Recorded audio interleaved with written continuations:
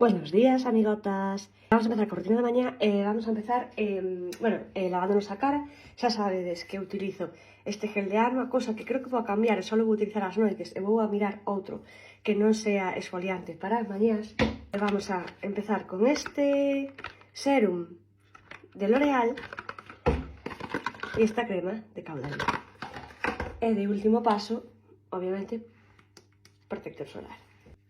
Bueno, pois xa que a cara lavada, vamos a empezar co serum de L'Oreal.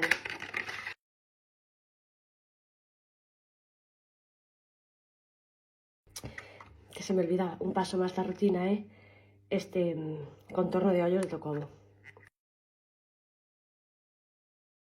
E agora, dicen que hai que meter moi poquita, que con esto chegaría.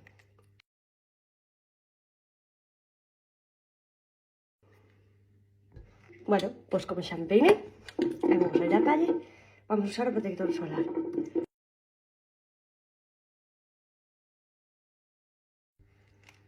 Hidratamos labios. E este sería o resultado de toda a rutina facial de mañá feita para salir á calle. Besis, adiós.